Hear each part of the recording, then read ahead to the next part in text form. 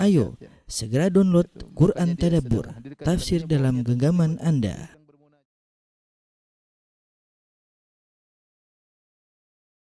Bismillahirrahmanirrahim.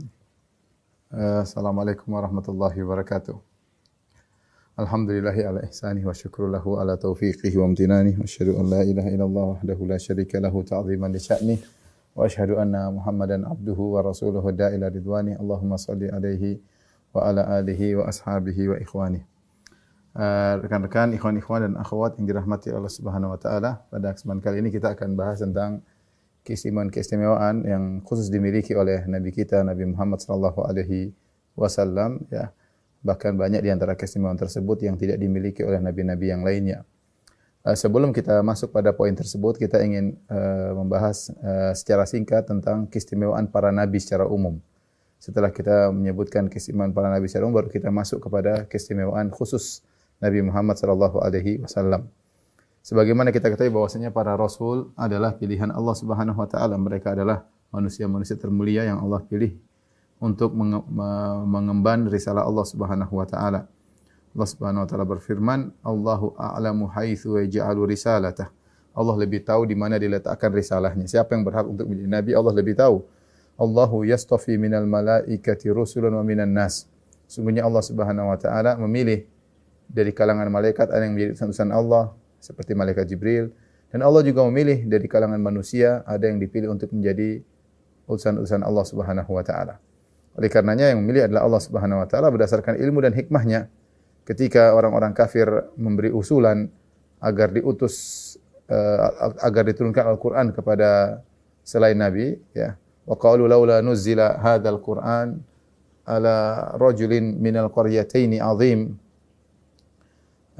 Mereka berkata, seandainya Al-Qur'an itu diturunkan kepada salah seorang yang agung, yang dari dua kota ini, dari kota Mekah dan Taif. Maksudnya mereka kasih ide bagaimana kalau Al-Qur'an tidak diturunkan kepada Muhammad, tapi kepada Urwah bin Mas'ud As-Saqafi. Urwah bin Mas'ud As-Saqafi radhiyallahu anhu, seorang sahabat yang dahulunya kafir, musyrik, dan dia adalah seorang yang hebat, yang suka ke luar negeri, sering ketemu dengan pembesar-pembesar. Jadi mereka berkata, seandainya Al-Qur'an tidak turun kepada Muhammad, tapi turun kepada orang ini, ya. Tapi Allah yang lebih tahu siapa yang berhak untuk menjadi seorang nabi. Inilah akidah Ahlussunnah wal Jamaah, bahwasanya tidak semua orang bisa jadi nabi, tapi adalah orang-orang pilihan yang Allah pilih, Allah siapkan mereka, ya, sehingga mereka bisa untuk menjadi para nabi, mengemban risalah Allah Subhanahu wa taala. Karenanya mereka memiliki keistimewaan khusus, ya. Selain mereka adalah manusia, mereka juga diberi keistimewaan, di antaranya mukjizat yang menjadi bukti bahwasanya mereka adalah utusan Rabbul Alamin. Taib, saya akan sebutkan beberapa keistimewaan para nabi secara singkat, baru kemudian kita sebutkan tentang keistimewaan Nabi Muhammad sallallahu alaihi wasallam. Di antara keistimewaan para nabi secara umum, yang pertama adalah mata mereka tertidur akan tapi qalbu mereka tidak. Mata mereka tertidur akan tapi qalbu mereka tidak. Anas bin Malik berkata, "Wan nabiyyu sallallahu alaihi wasallam naimatun ainahu wa la yanamu qalbuhu." Dan Rasulullah sallallahu alaihi wasallam kedua matanya tertidur, tapi hati beliau, ya, qalbu beliau tidaklah tertidur. Kemudian kata Anas bin Malik, wa kadzalikal anbiya'u, demikian juga para nabi yang lainnya, tanamu a'yunuhum wa la tanamu qulubuhum, bahwasanya mata mereka tidur tapi hati-hati mereka tidak tidur, ya. Ini perkataan Anas bin Malik radhiyallahu anhu, dan kita tahu inilah pembicaraan tentang sesuatu yang gaib. Tidak mungkin Anas bin Malik berbicara dengan pendapatnya sendiri, ya. Hadis-hadis seperti namanya hadisul mauquf, tetapi sanadan marfu'un, al-marfu' hukman, ya, meskipun secara sanad di hadis mauquf yang bicara adalah sahabat, tetapi secara hukum dia pasti hukum marfu', karena Anas bin Malik enggak mungkin bicara tentang masalah gaib kecuali dapat penjelasan dari Nabi sallallahu alaihi wasallam. Jadi Anas mengatakan Nabi tidur matanya tapi jantungnya atau kalbunya tidak tidur. Demikian juga para nabi. Ternyata datang dalam hadis yang marfu juga dari Nabi sallallahu alaihi wasallam. Kalau saya bilang hadis marfu maksudnya dari Nabi sallallahu alaihi wasallam. Kalau saya bilang mauquf biasanya hadis sahabat yang berbicara. ternyata ada hadis yang marfu dari Nabi sallallahu alaihi wasallam. Rasulullah berkata, "Inna ma'syaral anbiya tanamu a'yununa wa la tanamu qulubuna." Kami para nabi mata kami tidur tetapi hati kami tidak tidur, ya. Ya. Oleh karenanya Aisyah pernah bertanya kepada Nabi sallallahu alaihi wasallam, "Ya Rasulullah, atanamu qabla an tutir?" Ya Rasulullah, apakah Anda tidur sebelum Anda salat witir? Maka Nabi menjelaskan, "Ya Aisyatu inna ainayya tanamani wa la yanamu qalbi." Wahai Aisyah, sungguhnya kedua mataku tidur tetapi hatiku tidak tidur. Itu hatiku terjaga. Kenapa hal ini? Hikmahnya kata Ibn Abdul Bar rahimahullah taala, salah seorang ulama besar di mazhab Maliki, dia berkata kenapa? Karena Nabi Muhammad SAW, demikian juga nabi-nabi yang lain, hati mereka tidak tidur, terjaga karena wahyu datang terkadang dalam mimpi. Wahyu terkadang datang dalam mimpi, ya.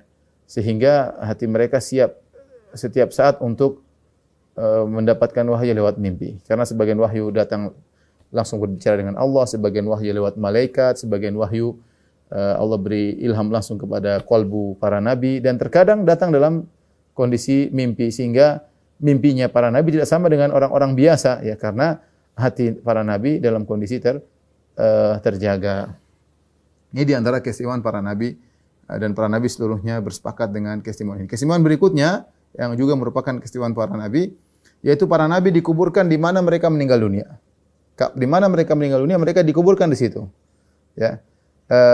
Aisyah radhiyallahu anha bercerita ketika wafatnya Nabi sallallahu alaihi wasallam, ikhtalafu fi dafnihi, para sahabat khilaf mau dikubur di mana Rasulullah sallallahu alaihi wasallam. Faqala Abu Bakar, maka Abu Bakar kemudian berkata, "Sami'tu min Rasulillah sallallahu alaihi wasallam syai'an ma nasituhu." Aku telah mendengar dari Nabi sallallahu alaihi wasallam sesuatu yang aku tidak akan melupakannya. Rasulullah SAW bersabda, "Ma qabadallahu nabiyyan illa fil mawdi'il ladzi yuhibbu an yudfana fih." Tidaklah Allah mencabut nyawa seorang nabi kecuali Allah ingin nabi tersebut dikuburkan di tempat Allah cabut nyawanya. Idfunuhu fi mawdi'i firashihi. Kalau begitu kuburkanlah nabi di mana dia tempat tidurnya. Rasulullah meninggal di tempat tidurnya, ya, di pangkuan Aisyah radhiyallahu taala anha, ya. Dalam riwayat yang lain Abu Bakar berkata, aku mendengar Rasulullah SAW bersabda, "Lan yukbaru nabiyyun illa haitsu yamut." Tidaklah nabi dikuburkan kecuali di mana dia meninggal dunia.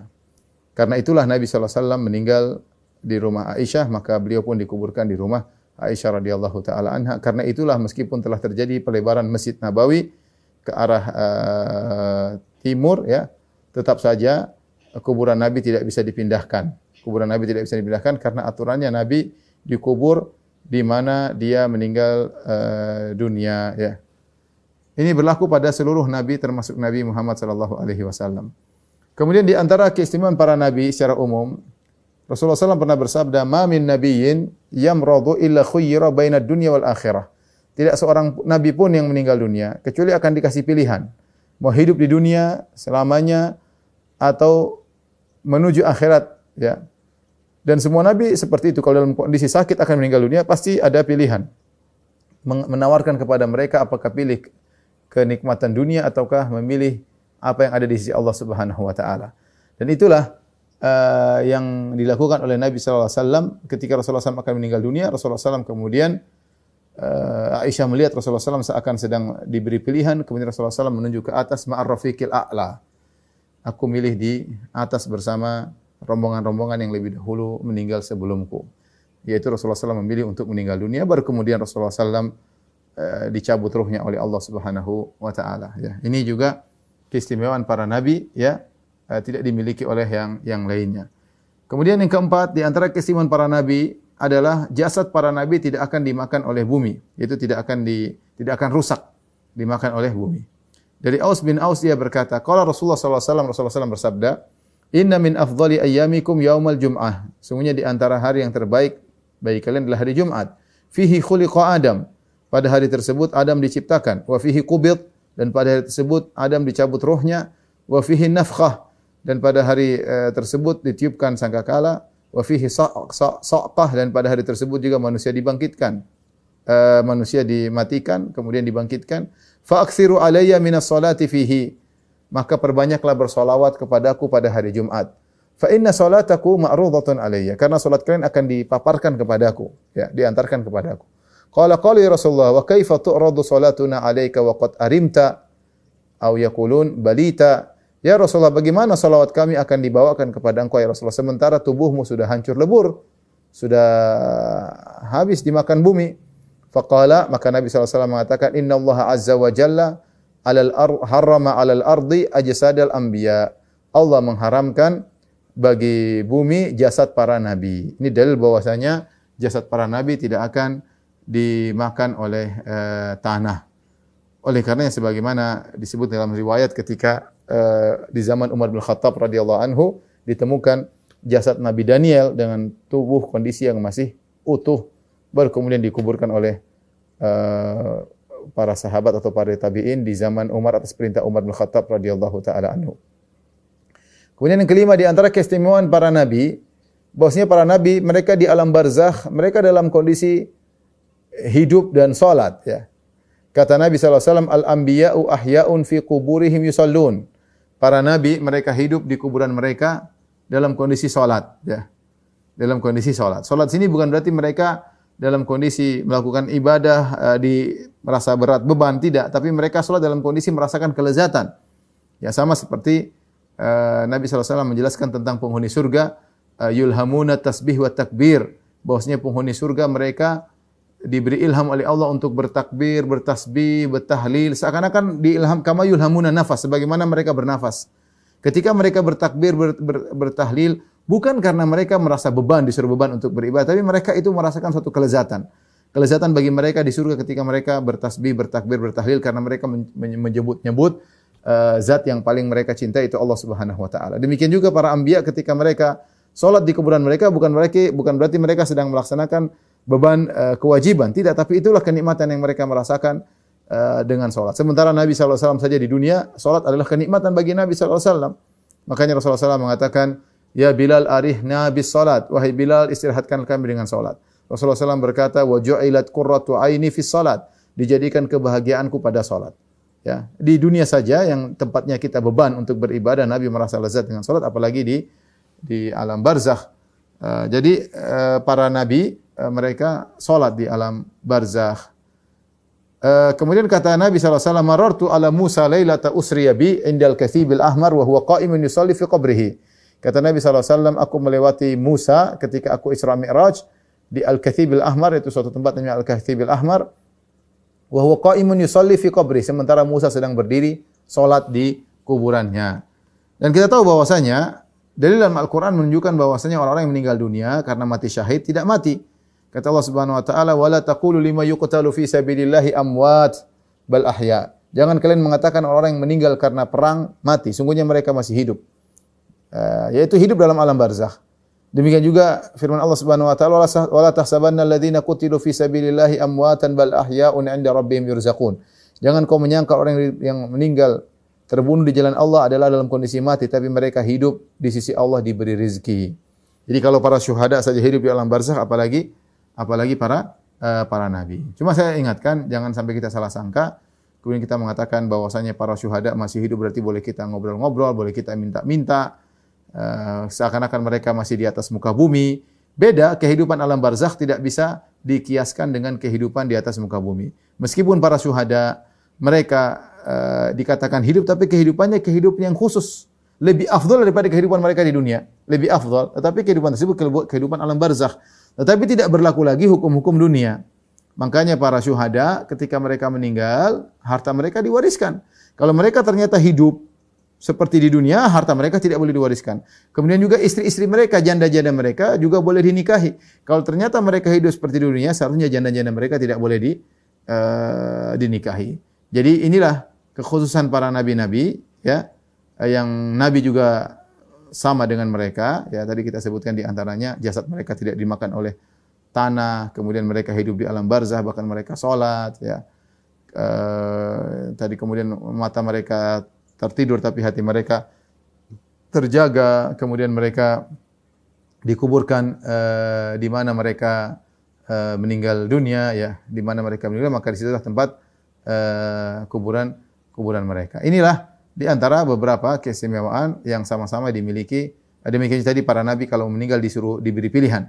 Ya, sekitar 5 tadi keistimewaan dimiliki oleh para nabi secara umum.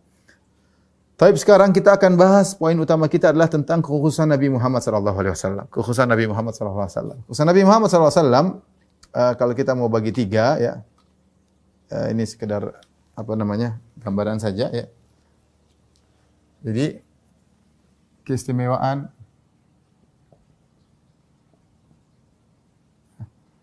para nabi. Tadi ada 5 ya. Hati mereka terjaga. Selalu terjaga. Kemudian tadi di antaranya jasad mereka tidak dimakan tanah. Tidak akan hancur. Kemudian di antaranya tadi adalah dikubur di mana mereka meninggal. Mereka meninggal. Kemudian tadi di antaranya sebelum meninggal diberi pilihan. Diberi pilihan. Kemudian tadi mereka hidup ya di alam barzakh dengan kehidupan khusus.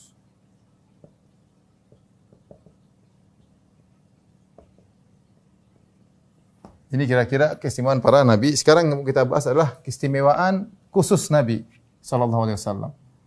Keistimewaan khusus Nabi Muhammad sallallahu alaihi wasallam. Khusus Nabi Muhammad sallallahu alaihi wasallam.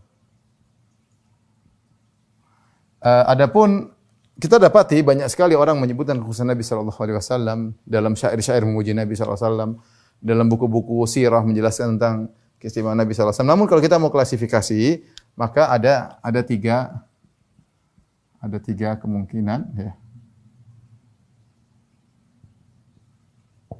Yang pertama yaitu yang datang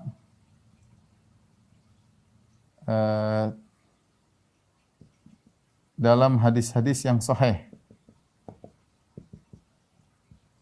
Sahih dan jelas penunjukannya,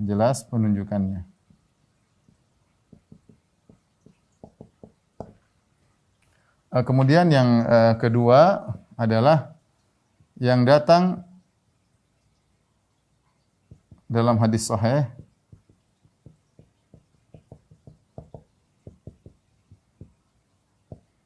namun tidak tegas penunjukannya.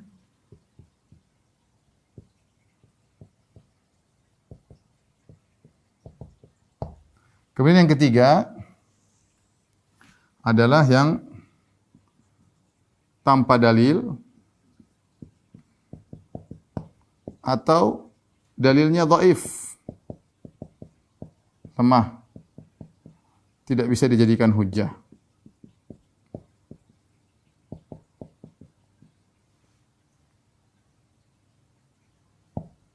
Argumentasi.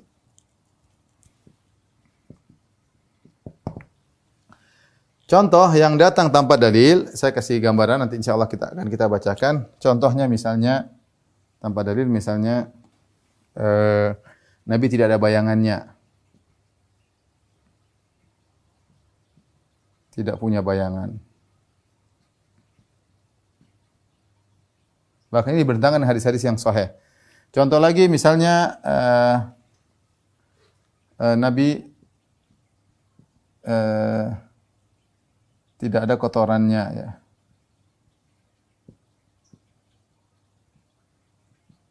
Ini juga enggak ada dalilnya. Misalnya bahwasanya Nur Muhammad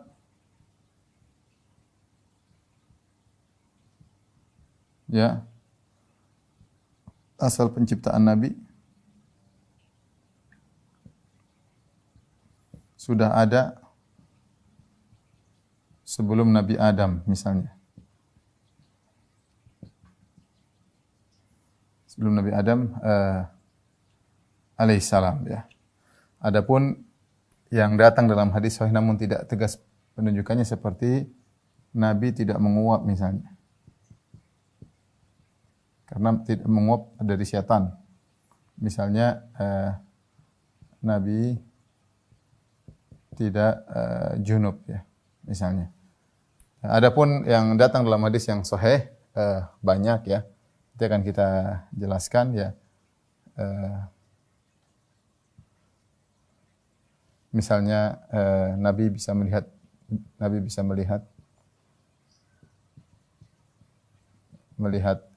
dari apa yang di belakangnya.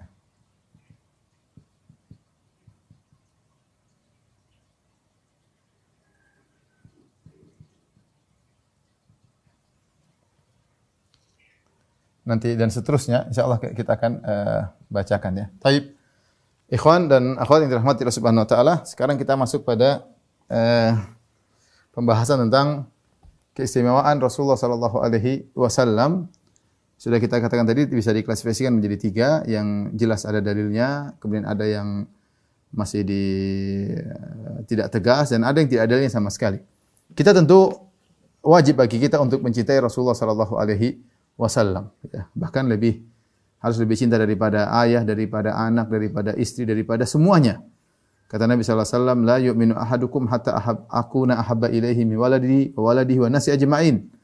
Tidak beriman salah seorang dari kalian sampai aku lebih dia cintai daripada anaknya, daripada orang tuanya, daripada seluruh manusia. Bahkan harus lebih cintai daripada dirinya sendiri. Umar berkata kepada Nabi, la anta ahabbu ilayya min kulli syai'in illa min nafsi. Ya Rasulullah, engkau lebih aku cintai dari segala sesuatu kecuali daripada diriku sendiri. Kata Nabi sallallahu alaihi wasallam, la ya Umar, hatta akuna ahabba ilaika min nafsik. Belum sempurna imanmu sampai aku lebih kau cintai daripada dirimu sendiri. Maka Umar berkata, al-an ya Rasulullah. Sekarang ya Rasulullah. La anta ahabbu alayya min kulli syai'in hatta min nafsi. Engkau lebih aku cintai dari segala sesuatu bahkan lebih daripada diriku. Ketika kita mencintai Nabi sallallahu alaihi wasallam, ya, kita harus mencintai dengan cara yang benar ya. Maka tidak boleh kita memberi sifat yang berlebihan kepada Nabi yang bukan hak Nabi sallallahu alaihi wasallam. Sebagian orang berlebihan sehingga menyatakan Nabi sampai pada derajat ketuhanan ya. Ya. Oleh karenanya Rasulullah SAW berkata, "La tutruni kama atratin nasara bani Maryam, innama ana abdun faqulu Abdullahi wa rasuluh." Janganlah kalian berlebihan kepada aku sebagaimana orang Nasara berlebihan kepada Nabi Isa. Sungguhnya aku ini adalah hamba. Katakanlah Muhammadlah hamba Allah dan rasulnya ya.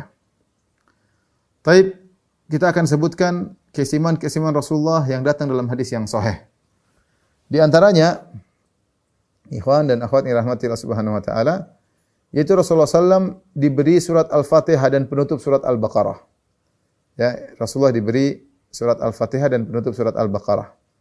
Malaikat Jibril berkata kepada Nabi Muhammad SAW, "Abshir bi nurain utitahuma lam yu'tahuma nabiyyun qablak." Bergembiralah engkau wahai Rasulullah atas 2 cahaya yang diberikan kepadamu dan belum pernah diberikan kepada seorang nabi pun sebelummu. Yaitu Fatihatul Kitab di surat Al-Fatihah, wa khawatimu suratil Baqarah dan penutup surat Al-Baqarah, yaitu amanar rasul bima unzila ilaihi min rabbi wal mu'minun dan seterusnya. Ini dalil bahwasanya surat Al-Fatihah ini surat yang spesial ya.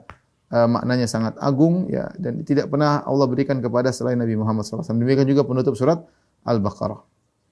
Taib, ini di antara keistimewaan Nabi SAW. Di antara keistimewaan Nabi juga datang dalam hadis yang sahih. Digabungkan dalam satu hadis, yaitu Rasulullah diberikan 6 perkara yang tidak diberikan kepada nabi-nabi yang lain. Kata Nabi SAW, "Fudiltu alal anbiya bisittin." Aku diistimewakan daripada nabi-nabi yang lain dengan 6 perkara. Apa 6 perkara tersebut? Jawami al-kalim. Aku diberikan utitu jawami al-kalim. Jawami al-kalim itu kalimat-kalimat yang singkat tetapi maknanya sangat dalam ya. Itulah ciri khas hadis-hadis Nabi sallallahu alaihi wasallam, seperti pepatah-pepatah, kata-kata hikmah yang sangat bijak tapi dari Nabi sallallahu alaihi wasallam ya. Itu tidak dapati pada yang lainnya, bahkan para nabi sebelumnya tidak mendapatkan hal ini. Oleh karenanya kalau kita belajar hadis Nabi selalu kata-katanya indah, tepat dan maknanya sangat dalam.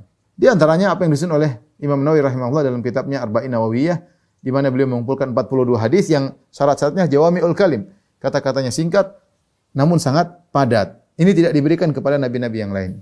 Kemudian yang lainnya, nusirtu birru'bi masirata syahr. Aku ditolong dengan rasa takut. Yaitu maksudnya apa? Ditolong dengan Allah memberikan rasa takut kepada musuh-musuh Nabi padahal dalam perjalanan sebulan perjalanan. Dan itu terjadi. Ketika Nabi SAW akan melaksanakan perang Tabuk, bayangkan Tabuk dari kota Madinah sekitar 700 kilo. Nabi berjalan dengan para sahabat di musim panas. Ya, dengan sahabat berangkat ke sana. Namun Nabi sampai di sana setelah tiba di Tabuk, padahal musuhnya akan dilawan adalah orang Romawi yang pasukan mereka mungkin sejuta kali, saking besarnya kerajaan Romawi dan umurnya sudah ribuan tahun. Ya, kerajaan adidaya ketika itu Romawi dan Persia. Tapi Nabi dengan beberapa ribu sahabat pergi sampai sana, ternyata mereka tidak muncul. Di antaranya karena rasa takut yang Allah berikan kepada mereka. Kita tahu kalau seorang sudah takut, percuma jumlah yang banyak, percuma strategi kalau disertai dengan rasa takut.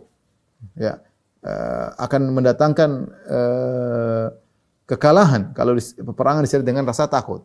Maka Nabi mengatakan nusirtu birru'bi, aku ditolong di antaranya, padahal musuh-musuh Nabi begitu hebat, ya, tetapi ditolong dengan diberikan rasa takut kepada mereka sebulan perjalanan. Mereka sudah ketakutan sebelum Nabi sampai. Ini di antara keistimewaan Nabi sallallahu alaihi wasallam. Kemudian di antara keistimewaan Nabi sallallahu alaihi wasallam juga adalah uhillat liyal ghanaim. Kata Nabi sallallahu alaihi wasallam, dihalalkan bagiku ghanimah.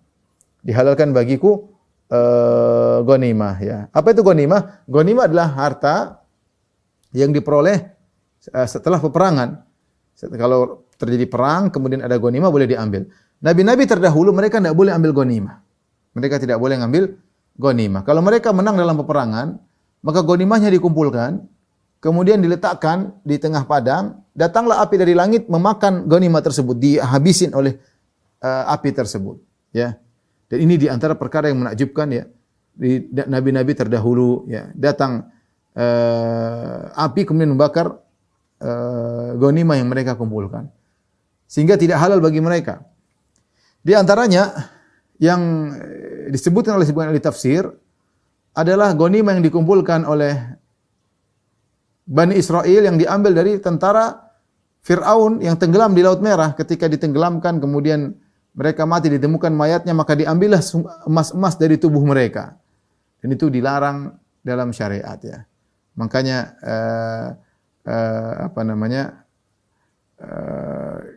mereka mengatakan dalam surat Thaha, ya, walakin hummilna auzaran min zinatil qaumi faqadhafnaha wa kadzalika al-Qasamiri. Kata mereka menyesal, wahai Musa, kami tidak menyelisihi janji kami, tetapi kami membawa dosa-dosa, yaitu berupa perhiasan yang kami ambil. Padahal nabi-nabi terdahulu tidak boleh ambil ghanimah. Kalaulah Fir'aun mati dengan bala tentaranya, tidak boleh diambil hartanya untuk dijadikan ghanimah, apalagi disimpan secara pribadi. Ini dalil di antaranya disebut oleh para tafsir bahwasanya ghanimah pada nabi terdahulu tidak boleh. Demikian juga dalam hadis yang sahih, hadis riwayat Bukhari, saya bacakan. Ghaza nabiyyun minal anbiya, ada seorang nabi yang berperang. Maksud di sini Yusha bin Nun, penerus Nabi Musa alaihissalam. Faghaza fadana minal qaryati salatal asri. Maka dia pun berperang dan dia sudah sampai pada lokasi musuh ketika itu pas salat asar. Au qariban min dzalik, atau menjelang salat asar. Padahal perang butuh waktu, apalagi perang zaman dahulu pakai pedang dan yang lainnya, butuh waktu. Maka dia berkata, Nabi ini berkata kepada matahari. Faqala li syams, dia berkata kepada matahari, innaki ma'muratun wa ana ma'murun. Wahai matahari, engkau diperintahkan, aku juga diperintahkan. Allahumma hbisha alaina, ya Allah tahanlah matahari agar kami bisa berperang. Fa hubisat hatta fatahullahu alaihi, maka matahari tidak tenggelam, tertahan, ya, sehingga mereka berperang sampai akhirnya mereka menang. Karena dahulu kode etik kalau sudah matahari tenggelam perang berhenti. Dia tidak ingin berhenti perang sampai selesai. Akhirnya matahari tertahan. Kemudian setelah itu mereka pun menang. Ketika Nabi ini menang, dia pun mengumpulkan ghanimah. Mengumpulkan ghanimah. Kemudian dikumpulkan, faja'at an-nar litakulaha. Sebagaimana yang biasa, ketika mereka sudah menang, datang api dari langit. Api dari langit ingin makan, ternyata enggak jadi. Naik lagi, enggak bisa makan. Maka Nabi ini tahu ada masalah pada ghanimah, pasti ada yang ngambilin. Kata Nabi tersebut Yusha bin Nun alaihi salam, "Inna fikum gululan." Sungguhnya ada harta yang kalian ambil dari ghanimah ini. "Falyubayyi'ni min kulli qabilatin rajulun." Hendaknya setiap kabilah ada seorang lelaki yang membaiatku. Karena ada yang ngambil, namanya gulul, ngambil harta sebelum dibagi. Dan sebenarnya tidak boleh dibagi karena ghanimah pada nabi terdahulu hukumnya haram. Falaziqat yadu rajulin biyadihi. Tiba-tiba ketika ada yang baiat tangannya lengket, berarti ada yang dia ambil. Faqala fikumul ghulul. Falyubayyi'ni qabilatuk. Sungguhnya pada kalian ada ada gulul, ya, ada harta yang diambil yang haram. Falyubayyi'ni qabilatuk. Kalau gitu semua kabilah engkau sini. Suruh baiat. Falaziqat yadu rajulaini aw thalatha biyadihi. Ternyata 2 orang, 3 orang tangannya lengket. Faqala fikum gulul, kalian ngambil. Kalian telah ngambil. Faja'u bi ra'sin mithli ra'si baqarah.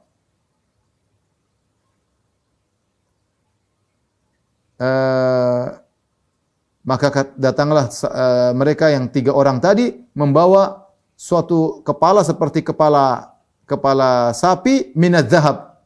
Ternyata yang mereka ambil banyak, yaitu emas, bongkahan emas seperti kepala sapi besar. Fawadauha, akhirnya mereka kembalikan kepada ghanimah. Faja'atin nar, maka datanglah api kemudian makan ghanimah tersebut. Fa'akalatha, kemudian dimakan oleh api tersebut. Tsumma ahallallahu lanal ghanaim. Adapun kita, Allah halalkan ghanimah bagi kita. Ra'a dha'fana, karena Allah melihat kita ini lemah, wa ajzana, dan kita tidak mampu, fahallaha lana, maka Allah halalkan ghanimah bagi kita. Ini di antara keistimewaan Nabi sallallahu alaihi wasallam, ghanimah pada nabi-nabi terdahulu tidak halal, mereka tidak boleh makan, tidak boleh ambil dari ghanimah. Adapun zaman Nabi sallallahu alaihi wasallam mereka berperang, para sahabat berperang, ghanimahnya dibagi. Setiap menang ghanimahnya dibagi. Ini di antara keistimewaan Nabi sallallahu alaihi wasallam. Di antara keistimewaan Nabi sallallahu alaihi wasallam, ya. Nabi mengatakan, "Wa ju'ilat liyal ardu tahuran wa masjidan." Dijadikan bagiku bumi atau tanah sebagai alat bersuci, bisa tayamum, wa masjidan, dan sebagai tempat ibadah. Maksudnya apa? Kalian di mana saja silakan beribadah. Selama di atas muka bumi, kalian silakan beribadah. Terus nabi-nabi terdahulu bagaimana? Nabi-nabi terdahulu mereka punya kuil tersendiri kalau ingin beribadah. Mereka punya kuil tersendiri untuk ibadah. Adapun orang Islam, dimanapun mereka ingin sholat, silakan sholat. Dan tanah juga menjadi pensuci, baik untuk tayamum atau istijmar, ya, dengan batu dan yang lainnya. Tapi maksudnya nabi-nabi terdahulu, mereka kalau mau ibadah tidak bisa langsung, tapi harus cari kuil, ya. Kemudian di antara keistimewaan Nabi yang lain, wa ursiltu ilal khalqi kafah wa khutima bin nabiyyun. Di antaranya adalah wa ursiltu ilal khalqi kafah. Aku diutus kepada seluruh umat manusia. Akanal anbiya qabli yursaluna ila ummatihim. Adapun nabi-nabi sebelum Nabi Muhammad SAW diutus kepada kaumnya. Nabi Nuh kepada kaum Nabi Nuh, Nabi Saleh kepada kaum Samud, Nabi Hud kepada kaum Ad, Nabi Lut kepada kaum Sodom, ya. Seperti itu para nabi diutus kepada kaumnya masing-masing. Nabi Isa kepada Bani Israel, Nabi Musa kepada Bani Israel. Adapun Nabi Muhammad SAW diutus kepada seluruh umat manusia. Ya, bahkan bukan cuma kepada manusia, bahkan kepada jami'il thaqalain, bahkan jin juga. Makanya para jin, mereka rasulnya Nabi Muhammad SAW. Wa sarafna ilaika nafaran minal jin yastami'una al-Qur'an falamma hadarahu qalu ansitu. Walamma qudiya walau ila qaumihim mundzirin ya qaumana inna sami'na kitaban unzila min ba'di Musa musaddiqan lima baina yadayhi yahdi ilal haqqi wa ila siratin mustaqim ya qaumana ajibu da'i Allah wa aminu bih.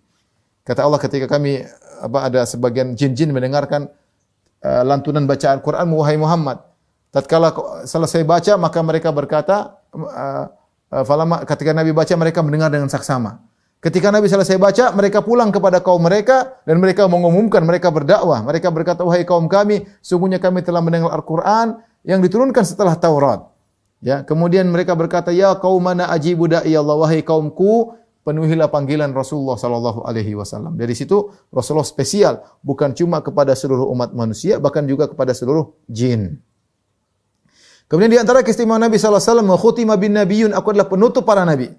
Aku adalah penutup para nabi. Tidak ada nabi setelah Nabi Muhammad sallallahu alaihi wasallam. Ini sudah kita bahas. Nabi mengatakan la nabiyya ba'di, tidak ada nabi setelahku. Meskipun orang ngaku nabi baru, tapi yang benar tidak ada nabi setelah Muhammad sallallahu alaihi wasallam. Dan di antara konsekuensi Nabi Muhammad adalah nabi yang terakhir, berarti dia harus diutus kepada seluruh umat manusia, ya. Ini di antara keistimewaan Nabi sallallahu alaihi wasallam yang Nabi kumpulkan dalam satu hadis. Di antara keistimewaan Nabi sallallahu alaihi wasallam yang tidak dimiliki oleh nabi-nabi yang lain, Rasulullah SAW pernah dihalalkan oleh Allah untuk memerangi kota Mekah. Itu ketika terjadi peristiwa Mekah.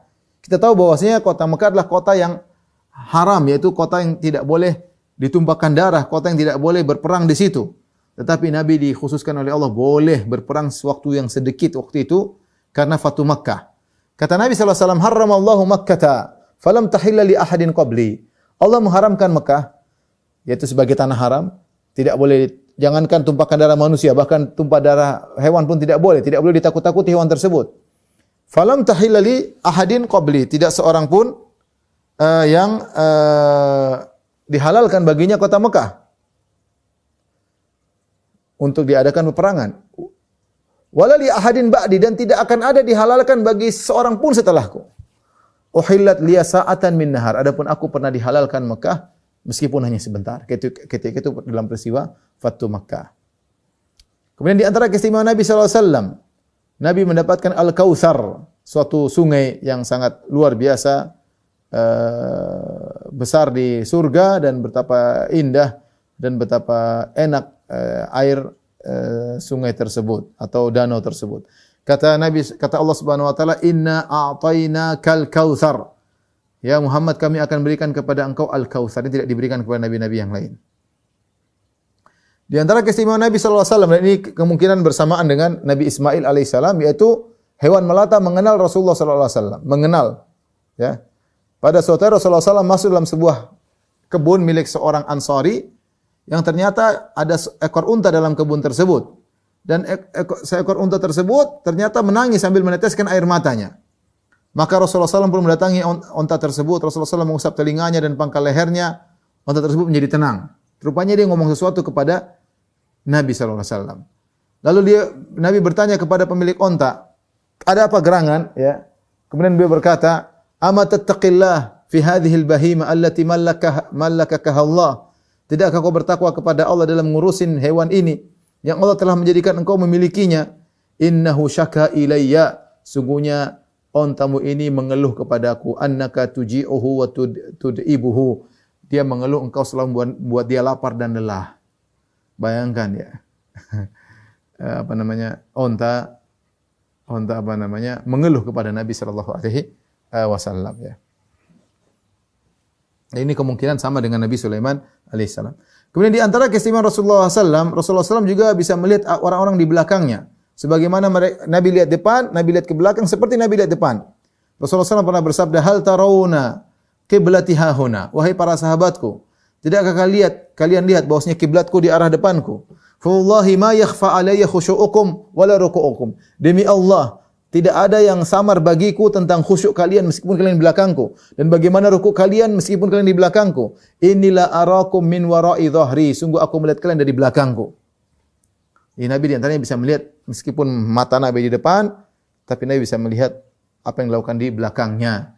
Timbul khilaf di kalangan para ulama, apakah keistimewaan Nabi ini ketika bisa melihat yang di belakang sebagaimana melihat ke depan? Apakah ini khusus ketika Nabi sedang salat? Karena Rasulullah SAW mengatakan, "Ma yakhfa alayya khusyu'ukum wala ruku'ukum." Kekhusyukan kalian ketika salat, rukuk kalian ketika salat tidak samar bagiku. Apakah Nabi bisa melihat ke belakang hanya ketika salat atau secara umum? Ada khilaf di kalangan para ulama. Tapi di antara keistimewaan Nabi sallallahu alaihi wasallam, dalam hadis yang sahih, Rasulullah pernah menjadi imam para nabi. Seluruh nabi bermakmum kepadanya. Kapan terjadi? Ketika Isra Mi'raj, ya. Perhatikan kata Nabi, "Wa qad ra'aituni fi jama'atin minal anbiya." Aku melihat aku berada di sekumpulan para nabi. Fa idza Musa qa'imun yusalli. Ya, tiba-tiba Musa sedang salat. Fa idza rajulun darbun. Tiba-tiba aku melihat dia adalah seorang yang kekar, ja'dun, rambutnya keriting, ka'annahu min rijali Shanu'ah, seakan-akan dia dari kabilah Shanu'ah. Wa idza Isa bin Maryam alaihissalam qa'imun yusalli. Tiba-tiba aku lihat juga Nabi Isa sedang salat. Aqrabun nasi bihi syabahan Urwah bin Mas'ud Ats-Tsaqafi. Orang yang paling mirip dengan Nabi Isa adalah Urwah bin Mas'ud Ats-Tsaqafi. Ya. Wa idza Ibrahim alaihissalam qa'imun yusalli. Tiba-tiba ketika aku Mi'raj, aku melihat Ibrahim juga salat. Asbahan nasi bihi sahibukum, yang paling mirip dengan Ibrahim adalah kawan kalian, aku ini Muhammad sallallahu alaihi wasallam. paling mirip dengan Nabi Ibrahim. Fahanatis salat, tiba-tiba tiba waktu salat, fa amamtuhum, maka aku pun mengimami mereka. Masya Allah, Nabi padahal Nabi yang paling terakhir, paling belakangan. Ketika mereka kumpul, Nabi disuruh jadi imam di kalangan para nabi. Kemudian di antara keistimewaan Nabi Muhammad SAW, yaitu qarinnya masuk Islam. Kata Nabi SAW, "Ma minkum min ahadin illa waqad wukkila bihi qarinuhu." Tidak seorang pun dari kalian kecuali ada qarinnya, minal jin, dari kalangan jin. Itu yang menemani dia. Qalu wa iyyaka ya Rasulullah, apakah engkau juga ya Rasulullah punya qarin, ya? Apakah engkau juga punya qarin? Maka Nabi SAW mengatakan, wa iyaya, iya, saya juga punya qarin, ya. Illa annallaha a'anani alaihi, tapi Allah membantuku untuk menguasainya, fa aslama, maka dia pun masuk Islam. Fala ya'muruni illa bi khair, maka itu qarin yang harusnya dari jin tidak memerintahkan kepadaku kecuali hanya kebaikan. Ini dalil bahwasanya jin itu ngomong-ngomong bisik-bisik.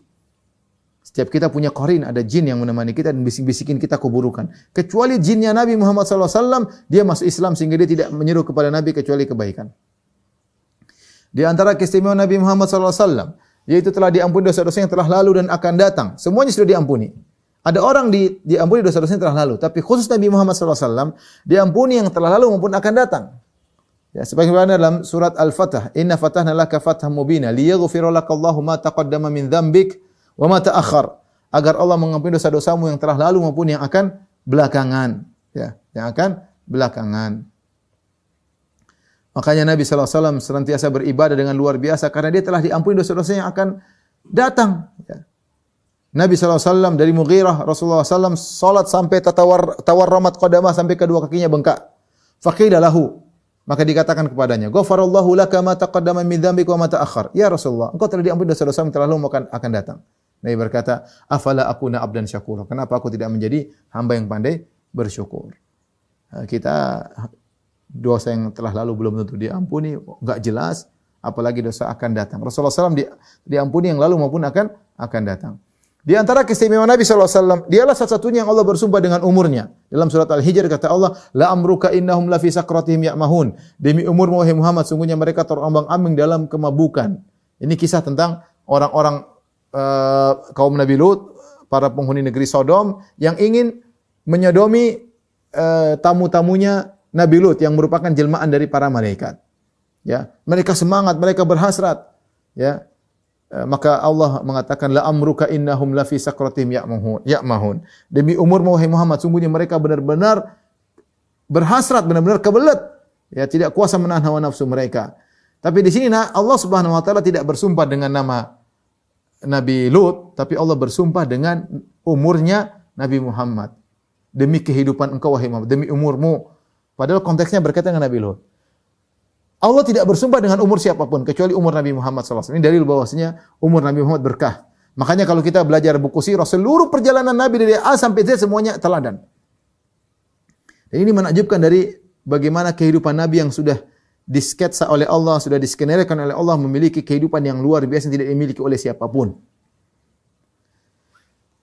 Tapi di antara keistimewaan Rasulullah SAW yaitu bahwasanya dirinya dan umatnya sebagai saksi atas seluruh manusia di hari kiamat kelak. Rasulullah bersabda, "Yaji'u Nuhun wa ummatuhu." Datang Nabi Nuh dan umatnya. Fa yaqulu Allah Ta'ala, "Hal ballaghta?" Kata Allah, "Wahai Nuh, bukankah engkau telah menyampaikan nasihatku dariku?" Fa yaqulu, "Na'am ya Rabbi." Kata Nabi Nuh, "Benar ya Rabbku, aku sudah menyampaikan seluruh risalah." Fa yaqulu ummati, "Hal ballaghakum?" Allah bertanya kepada umat Nabi Nuh, "Apakah Nuh telah menyampaikan semua risalahku?" Fayaquluna la. Umatnya mengatakan, "Tidak ya Allah, tidak." Mereka berani bohong di depan Allah padahal hari kiamat. "Ma ja'ana min nabiyyin." Tidak ada seorang nabi pun datang kepada kami. Nuh tidak pernah ceramah, tidak pernah menyampaikan. Fayaqulu li Nuh, "Man syahadu laka?" Allah berkata, "Wahai Nuh, siapa yang menjadi saksi membelamu?" Fayaqulu Muhammadun sallallahu alaihi wasallam wa ummatuhu. Muhammad dan umat yang menjadi saksi. Fanasyhadu annahu qad ballagh. Maka kami bersaksi bahwasanya Nuh telah menyampaikan risalah Allah. Ya. Inilah firman Allah, wa kadzalika ja'alnakum ummatan wasatan litakunu syuhada 'alan nas. Demikianlah kami jadikan kalian adalah umat yang tengah agar kalian menjadi saksi-saksi bagi manusia, yaitu dengan kalianlah umat yang tengah, umat yang adil. Taib ikhwan dan akhwat yang rahmatillah subhanahu wa ta'ala, Di antara keistimewaan Nabi SAW, Nabi adalah pemimpin anak Adam. Seluruh manusia akan di bawah liwa Nabi Muhammad, di bawah bendera Muhammad SAW. Kata Nabi, Anna sayyidu waladi Adam, yaumal qiyam. Aku adalah pemimpin seluruh anak Adam pada hari kiamat kelak. Wala fakharan, aku tidak sombong. Nabi hanya menjelaskan, saya ini pemimpin anak Adam seluruhnya. Wa awwalu man yanshaqqu anhul qabr. Aku adalah orang pertama kali keluar dari kuburan. Yang pertama dibangkitkan Nabi SAW. Wa awwalu syafi' wa awwalu musyaffa. Dan aku yang pertama kali beri syafaat dan aku yang pertama kali beri izin untuk beri syafaat. Di sini lihat ada 3 keistimewaan. Nabi adalah yang pertama kali adalah pemimpin anak Adam. Kemudian yang kedua, dia yang pertama kali bangkit dari kuburan, dan yang ketiga dia yang pertama kali beri syafaat. Di antara keistimewaan Nabi SAW, Rasulullah SAW adalah pemilik al-maqamul mahmud yang Allah sebutkan dalam Al-Quran, asa'an yaba'athaka rabbuka maqamam mahmuda. Bisa jadi Tuhan mengangkat engkau di tempat yang terpuji. Maqam mahmud di sini maksudnya apa? Yaitu Nabi satu-satunya Nabi yang beri syafaat ketika seluruh Nabi menolak tidak bisa beri syafaat pada hari kiamat kelak. Ketika manusia dikumpulkan di padang pasir, kemudian matahari dalam jarak 1 mil, orang-orang bercucuran keringat, mereka ingin segera sidang dimulai. Mereka datang kepada Nabi Adam bilang tidak bisa. Nafsi, saya juga butuh syafaat. Pergi kepada Nuh, mereka kepada Nabi Nuh, Nabi mengatakan saya punya kesalahan. Nafsi, saya juga butuh syafaat. Pergilah mereka kepada Nabi Ibrahim, kata Nabi Ibrahim, saya pernah berdosa 3 kali. Nafsi, masing-masing kita butuh syafaat. Mereka kepada Nabi Isa juga memberi uzur, tidak bisa beri kasih syafaat. Sampai mereka datang kepada Nabi Muhammad sallallahu alaihi wasallam, baru Nabi yang beri syafaat. Nah, syafaat itu adalah syafaat agar Allah segera datang memulai persidangan, disebut dengan syafaatul uzma. Dan itulah yang dimiliki hanya Rasulullah sallallahu alaihi wasallam, sementara para nabi semuanya tidak berani untuk mengemban tugas ini. Kemudian di antara keistimewaan Nabi sallallahu alaihi wasallam yaitu kekhususan beliau dengan wasilah. Wasilah adalah suatu tempat tertinggi di surga.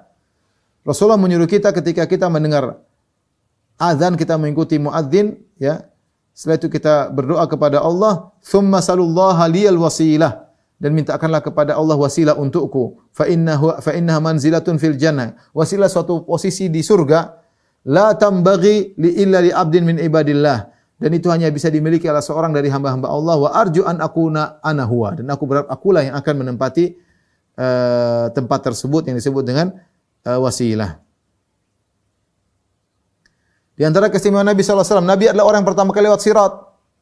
Ketika orang di padang mahsyar, kemudian lewati, kemudian masuk pada sirat, tinggal orang munafik sama orang-orang beriman disuruh lewat sirat, yang pertama kali lewatlah Nabi, dan Nabi berdoa setelah itu. Fayudrabu sirat baina dhahranai jahannam. Maka sirat dibentangkan di atas permukaan neraka jahannam. Au faakunu awwala man yajuzu minar rusuli bi ummatihi. Aku adalah nabi yang pertama kali akan melewati sirat tersebut dari kalangan para rasul dengan umatnya, ya. Jadi nabi yang pertama kali lewat sirat. Semuanya belum lewat, nabi lewat dulu, ya. Baru nabi mendoakan umatnya, Allahumma salim, ya Allah selamatkan mereka, selamat mereka. Di antara keistimewaan Nabi SAW, Nabi adalah yang pertama kali mengetuk pintu surga. Kalau Nabi tidak mengetuk pintu surga, surga tidak akan terbuka. Kata Nabi SAW, ati babal jannah, aku mendatangi pintu surga, yaumal qiyamah, pada hari kiamat, fa astaftihu, maka aku minta untuk dibuka. Fa yaqulul khazin man anta. Maka penjaga surga mengatakan, kamu siapa? Fa aqulu Muhammad, aku Muhammad. Fa yaqulu bika umirtu la aftahu li ahadin qablaka. Aku diperintahkan untuk buka pintu untuk kamu, dan aku tidak pernah membukakan pintu surga kepada siapapun sebelum engkau.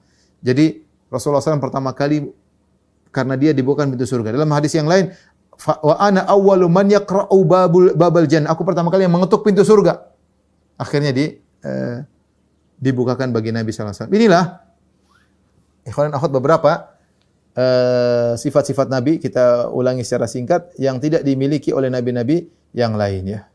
Pertama, Nabi diberikan Al-Fatihah dan penutup surat Al-Baqarah. Yang kedua, Nabi diberikan 6 keistimewaan dalam satu hadis, yaitu diberikan jawami'ul kalim, kalimat yang singkat tapi maknanya banyak. Nabi diberi pertolongan, sudah membuat takut musuh padahal sebelum sebulan perjalanan mereka sudah takut. Yang berikutnya, Nabi dihalalkan ghanimah, nabi-nabi terdahulu datang api makan ghanimah. Kemudian Nabi dijadikan bumi sebagai tempat suci dan tempat ibadah. Adapun nabi-nabi terdahulu kalau mereka beribadah, umatnya mereka punya kuil tersendiri. Adapun kita, kapan saja kita mau ibadah silakan. Kalau bisa ke masjid alhamdulillah, kalau enggak ada masalah. Kemudian di antara keistimewaan Nabi, Nabi diutus kepada seluruh umat manusia, bahkan jin juga Nabi diutus kepada mereka. Yang selanjutnya, Nabi adalah penutup para nabi. Tidak nabi setelah Nabi Muhammad SAW. Di antara keistimewaan Nabi adalah Mekah dihalalkan, ya. dalam rangka peperangan itu perang Fatu Makkah. Di antaranya Rasulullah SAW diberi Al-Kautsar. Kemudian di antaranya hewan melata mengandal Rasulullah SAW. Ini sepertinya sama dengan Nabi Sulaiman. Kemudian di antaranya Rasulullah SAW bisa melihat di belakang sampai seperti bisa melihat ke depan. Di antaranya Nabi Muhammad SAW pernah menjadi imam para nabi ketika Mi'raj. Kemudian di antaranya Rasulullah SAW mengatakan korinnya, jin yang menemaninya sudah masuk Islam sehingga tidak menyuruh kecuali kepada kebaikan. Adapun korin kita, wallahu alam, sepertinya selalu menyuruh kepada keburukan. Kemudian di antara keistimewaan Nabi, Rasulullah SAW diampuni dosa yang terlalu dan akan datang. Di antaranya Allah bersumpah dengan umurnya dan Allah tidak pernah bersumpah dengan umur Nabi manapun. Tidak lain karena umur Nabi berkah dari A sampai Z. Kemudian Rasulullah dan umatnya menjadi saksi atas Nabi dan umatnya. Sebagaimana dalam hadis disebutkan Nabi Nuh mengatakan sudah menyampaikan, umatnya mengatakan tidak ada seorang nabi pun. Allah bertanya, wahai Nuh, kau punya saksi? Ada, yaitu Muhammad dan umatnya. Jadi ternyata di antara luar biasa umat Muhammad, mereka menjadi saksi untuk nabi-nabi yang lain. Kemudian Nabi SAW adalah pemimpin anak Adam. Ana sayyidu waladi Adam yaumal qiyamah. Nabi adalah pemimpin para anak Adam. Kemudian Nabi adalah kuburan yang pertama kali Nabi keluar darinya. Dan Nabi adalah pertama kali memberi syafaat. Di antaranya syafaatul uzma, yaitu syafaat agar Allah segera datang memulai persidangan ketika para nabi-nabi lain ulul azmi minar rusul tidak mau menerima tawaran tersebut. Ternyata yang berhak untuk memberi syafaatul uzma adalah Nabi Muhammad sallallahu alaihi wasallam. Kemudian beliau juga dikhususkan wasilah, yaitu kita mohon kepada Allah agar Nabi Muhammad diberikan wasilah tempat tertinggi di surga. Nabi adalah orang yang pertama kali lewat sirat. Nabi lewat sirat dulu, kemudian Nabi berdoa agar umatnya selamat. Nabi adalah orang yang pertama kali mengetuk pintu surga. Kalau tidak Nabi yang ketuk surga tidak akan terbuka. Baik. Sekarang kekhususan yang terdapat dalam hadis sahih namun tidak tegas. Ini model kedua, tidak tegas. Seperti Rasulullah tidak menguap. Tidak ada hadis yang sahih menjelaskan hal ini. Ya. Hadisnya ada, tapi rata-ratanya sanadnya mursal. Tidak bertemu dengan Rasulullah SAW. Itu tabi'in meriwayatkan dari Nabi. Nabi tidak menguap. Ya.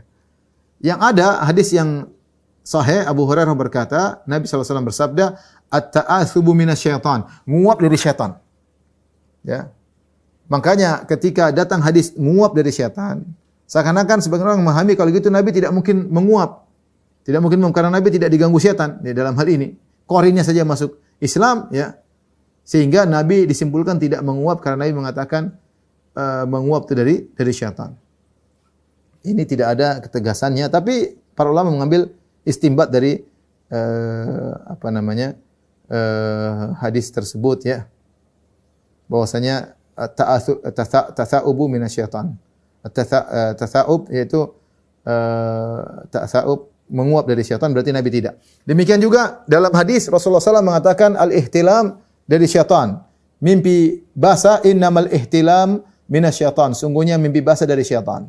Ketika Nabi mengatakan mimpi basah dari syaitan, maka sebagian ulama menyimpulkan kalau gitu Nabi tidak mungkin mimpi basah. Ini ada khilaf di kalangan para ulama tentang apakah Rasulullah SAW mungkin mimpi basah atau tidak. Sementara mimpi basah dari syaitan, maka tiga pendapat. Pendapat pertama mengatakan Nabi tidak mungkin mimpi basah. Karena Nabi tidak mungkin digoda syaitan ketika sedang tidur. Ini yang pertama. Yang kedua berpendapat bahwasanya Nabi mungkin mimpi basah. Ya. Karena kata Ummu Salamah, karena Nabi SAW yusbihu ya min ghairi ihtilam wa huwa junubun min ghairi ihtilamin thumma yasum. Nabi SAW pernah mendapati azan subuh dalam kondisi junub, padahal bukan karena mimpi. Ada perkataan Ummu Salamah, Rasulullah junub min ghairi ihtilam, bukan karena mimpi. Sebenarnya ulama ketika membaca hadis ini mereka mengatakan, Ummu Salamah mengatakan, Nabi pernah junub di waktu subuh padahal bulan Ramadan atau ingin puasa, sementara bukan karena mimpi. Berarti karena berhubungan dengan istrinya. Ini isyarat seakan-akan Nabi mungkin mimpi. Nabi mungkin mimpi basah ya. Akhirnya ada khilaf di kalangan para ulama ya. Namun disepakati atau dikompromikan oleh Ibnu Katsir, beliau berkata bahwasanya jika ternyata mimpi basah tersebut berupa ya karena mungkin hormon atau yang lainnya yang memang harus keluar dari tubuh tanpa ada gangguan syaitan, hanya sekedar sifat alami natural dari jasad, maka mungkin terjadi pada Nabi. Tapi kalau mimpi basah yang merupakan gangguan dari syaitan untuk menggoda, maka ini enggak mungkin. Karena kita tahu mimpi para nabi adalah wahyu. Tidak mungkin setan mengganggu Nabi dari sisi tersebut karena mimpi para Nabi adalah wahyu. Tapi kalau Nabi ternyata mimpi basah berupa kelaziman dari tubuhnya ya yang harus mengeluarkan seperti itu, maka ini mungkin saja terjadi pada Nabi Shallallahu Alaihi Wasallam. Tapi ini tadi hadis-hadisnya sahih, tapi penunjukannya tidak jelas. Nabi tidak mimpi basah, Nabi tidak menguap. Taib, berikutnya kekhususan yang disebutkan dalam hadis-hadis yang tidak sahih. Tidak ada dalilnya. Contohnya Rasulullah SAW lahir dalam kondisi tidak dikhitan.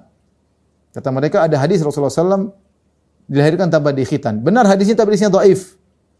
Kata Nabi, min karamati ala rabbi anni wulidtu makhtunan. Di antara kemuliaanku, aku dilahirkan dalam kondisi sudah disunat. Walam yara ahadun sawati. Seorang tidak ada yang melihat auratku. Namun ini hadisnya dhaif. Hadisnya dhaif. Tidak bisa dijadikan hujjah. Lagi pula Ibnu Hajar berkata, ya, wa qad istahabbal ulama'u min asy-Syafi'iyyah fi man wulida makhtunan an yamurra bil Musa ala mawdi'il khitan min ghairi qat'in. Sebagian ulama Syafi'iyah telah menyukai kalau seorang anak kecil lahir sudah dalam kondisi disunat, maka tetap saja digoyangkan pisau alat cukur tapi tidak usah digunting karena sudah tersunat. Seakan-akan bahwasanya adanya seorang terlahir dalam kondisi tersunat bukan keistimewaan. Lagi pula hadis berkaitan dengan Nabi lahirkan dalam kondisi sunat adalah hadisnya dhaif sehingga tidak bisa dijadikan hujjah. Contohnya lagi meyakini bahwasanya Rasulullah SAW tidak memiliki bayangan. Ini juga tidak benar. Rasulullah SAW tidak memiliki bayangan. Seandainya Rasulullah SAW tidak punya bayangan, kata mereka, karena tubuh Nabi dari cahaya, orang-orang kafir akan masuk Islam. Abu Jahal, Abu Lahab akan masuk. Lihat, Muhammad tidak ada bayangannya. Muhammad tubuhnya bercahaya. Orang akan masuk Islam. Tapi maksudnya Nabi bercahaya, maksudnya Nabi adalah membawa kebenaran. Oleh karena Rasulullah SAW adalah punya bayangan. Bahkan dalam hadis-hadis yang sahih, Rasulullah SAW bernaung di zilil Ka'bah, di bayangan Ka'bah. Kenapa? Rasulullah SAW kepanasan. Demikian juga kata Rasulullah SAW lempar jamarat, sebagian sahabat menaungi Nabi. Kata mereka Nabi saking bercahaya, cahaya matahari mantul. Nabi tidak punya bayangan. Ini enggak benar. Ini tidak benar. Kita ingin, tapi ini hadisnya tidak ada dan tidak logis. Karena kalau Nabi seperti itu, orang-orang kafir akan masuk Islam.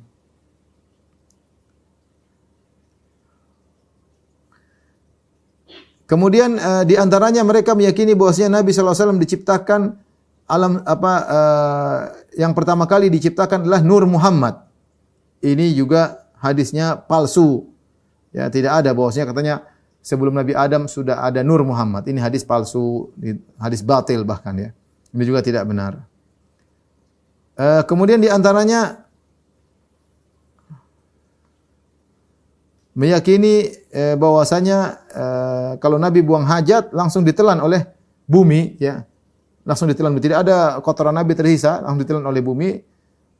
Namun ini juga tidak ada hadisnya. Ada hadis, tapi hadisnya maudhu, hadis palsu, sehingga tidak bisa kita jadikan dalil. Sementara dalam hadis jelas Nabi SAW buang air kecil. Ya, fabala fi subatati qaum. Rasulullah SAW kencing di suatu tempat ya, dan maksudnya benar-benar keluar air kencing ya. Jadi Rasulullah SAW dari sisi manusiawi, Rasulullah buang hajat, buang air besar, buang air kecil. Lalu mengatakan kotoran Nabi langsung ditelan oleh bumi, maka ini hadisnya dhaif, tidak benar. Kemudian ada juga mengatakan lalat tidak pernah hinggap kepada Rasulullah SAW. Namun ini juga tidak ada dalilnya sama sekali. Ya. Inilah ikhwan dan akhwat yang dirahmati Allah Subhanahu Wa Taala, beberapa keistimewaan Nabi SAW, baik yang datang dalam hadis yang sahih, maupun yang jelas penunjukannya ataupun yang tidak tegas, maupun kelebihan-kelebihan keistimewaan yang disebut oleh sebagian penulis namun tidak ada dalilnya sama sekali.